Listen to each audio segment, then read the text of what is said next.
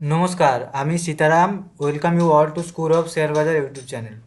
তো আজকের এটা কোনো লার্নিং ভিডিও নয়, এটা একটা অ্যাওয়ারনেস ভিডিও বলতে পারেন।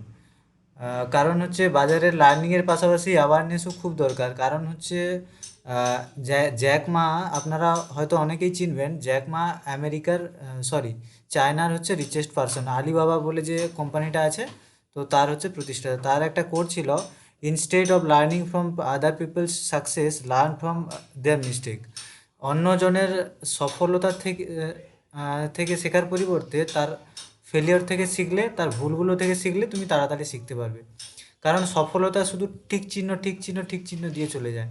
আপনি আপনি একটা স্টোরি দেখলেন, তার শুধু আপনি দেখবেন যে সে এই পরীক্ষায় সাকসেস পেয়েছে, সেই পরীক্ষায় সাকসেস পেয়েছে, কিন্তু সেই পরীক্ষায় ফেলিওর হওয়ার পর যে সিচুয়েশানটা আসে সেটা একমাত্র আহ, যে ফেল করে সেই জানে শুধু।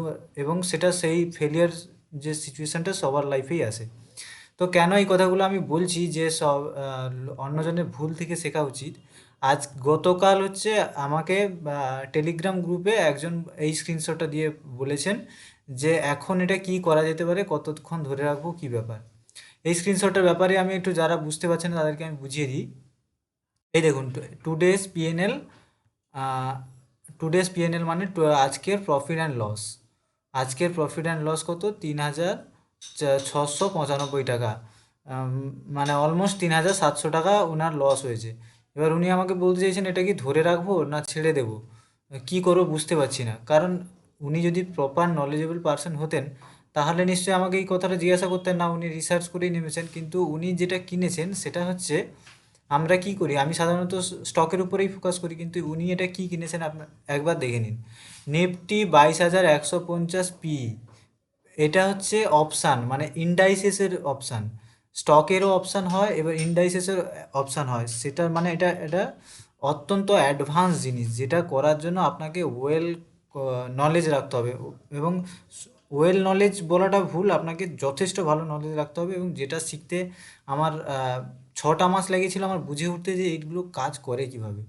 এবারে উনি হচ্ছে কিনে রেখে দিয়েছেন, যেটা 50টা কিনে, 50টা 150টা মানে 200 পিস কিনেছিলেন। এবং অ্যাভারেজ প্রাইস একটা ছিল 50 টাকা 54 টাকা 50 পয়সা, একটা ছিল 2 টাকা 50 পয়সা, 2 টাকা 58 পয়সা। এবং সেগুলো এসে টোটাল এখানে হয়েছে 2,722 টাকা লস, এখানে 380 টাকা লস। টোটাল ওনার লস এসে দাঁড়িয়েছে 3,650। অপশানের প্রিমিয়াম লাস্ট ট্রেডিং প্রাইস এই যে জিরো, 0.05, 0.05। কারণ হচ্ছে গতকাল থার্সডে ব্যাঙ্ক নিফটির এক্সপায়ারি। তো থার্সডে নিফটির এক্সপায়ারি ছিল।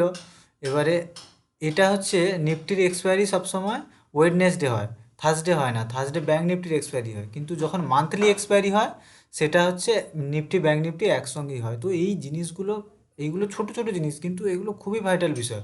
উনি জানতেন না যে কালকে এক্সপায়ারি। এখানে লেখা ছিল 22শে ফেব্রুয়ারি, এখানে স্পষ্ট লেখা আছে দেখুন, নিফটি এনএফও মানে নিফটি ফিউচার অ্যান্ড অপশান, 22শে ফেব্রুয়ারি 24 অপশান। এই দেখুন, এটা উনি কিনেছেন মানে 22শে ফেব্রুয়ারি, মানে কালকেরই এর এক্সপায়ারি হয়ে গেছে। তো উনি আমাকে বলছেন যে এখন কি করব। দেখুন, এই অ্যামাউন্টটা 3,695।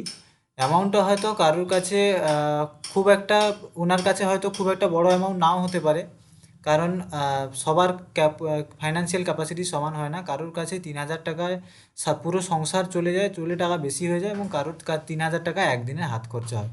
সুতরাং এইভাবে ধরলে আমরা হিসাব পাবো না। কিন্তু আলটিমেটলি আমরা যেটা করতে পারি যে, টাকা আমরা তো ফালতু খরচ করতে পারি না, না।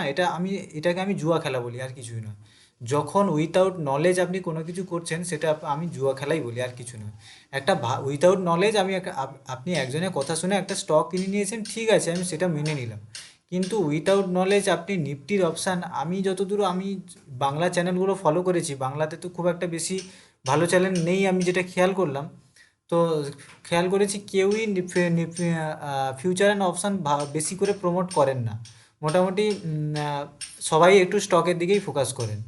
কিন্তু আহ, দু একজন আছেন যে ফোকাস, যে একটু নিফটির ফিউচার অ্যান্ড অপশানের দিকে যায়।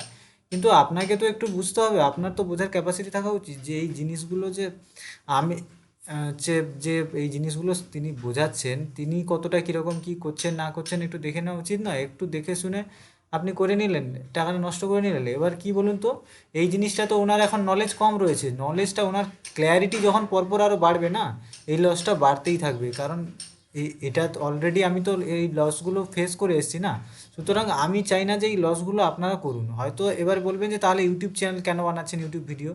কারণ হচ্ছে আমি যদি সারাদিনে 2 ঘন্টা এক্সট্রা সময় দিয়ে আমি সাবস্ক্রাইবার পাবো, হ্যাঁ, কিন্তু তার পরিবর্তে আপনারা যে উপকৃত হবেন, আপনারা তো আপনাদের তো হচ্ছে লস হচ্ছে না, আপনারা আমার দ্বারা উপকৃতই হচ্ছেন। আমি এক্সট্রা 2 ঘন্টা টাইম দিয়ে যদি আমি কিছু সাবস্ক্রাইবার পাই এবং তারা যদি উপকৃত হয় আমার দ্বারা, সেটা তো আমার মনে হয় ভালো কাজই, খারাপ নয়।